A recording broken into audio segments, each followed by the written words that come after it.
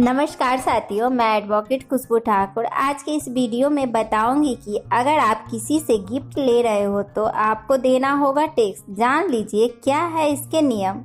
तो चलिए वीडियो को शुरू करते हैं।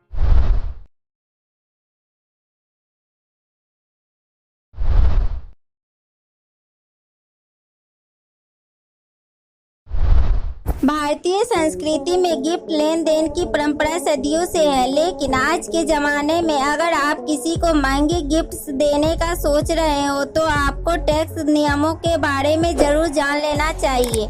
इसी को देखते हुए सरकार गिफ्ट टैक्स एक्ट 1958 GTA लेकर आई थी ताकि इस तरह के टैक्स चोरी को खत्म किया जा सके।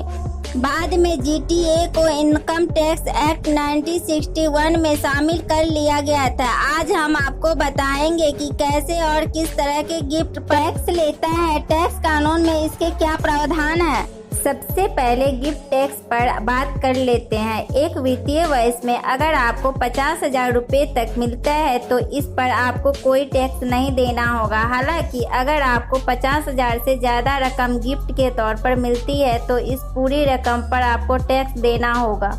किसी भी तरह के चल या अचल संपत्ति भी गिफ्ट के तौर पर मिलती है तो इस पर आपको टैक्स देना होगा। कई बार ऐसा भी होता है कि आपको कोई प्रॉपर्टी गिफ्ट कर रहा है और आप उसमें अपनी ओर से भी कुछ खर्च कर रहे हैं। इनकम टैक्स कानून में इसके प्रावधान है। मान लीजिए कि आपको कोई 50 लाख रुपए की प्रॉपर्टी गिफ्ट के तौर पर दे रहा है, इसमें 20 लाख रुपए का खर्च आप कर रहे हैं तो आपको केवल 30 लाख रुपए पर ही टैक्स देना होगा। लेकिन आपको यह दिखाना होगा आपने 20 लाख रुपए खर्च किए हैं।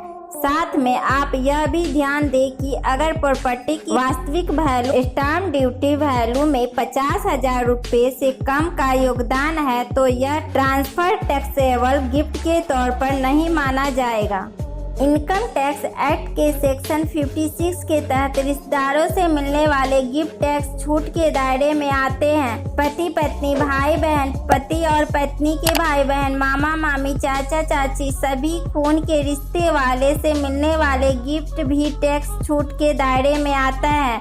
इन लोगों से मिले किसी भी प्रकार के गिफ्ट पर टैक्स नहीं लगता है, लेकिन दोस्त रिश्तेदारों की श्रेणी में नहीं आते हैं। इनसे मिलने वाले गिफ्ट पर टैक्स लगता है।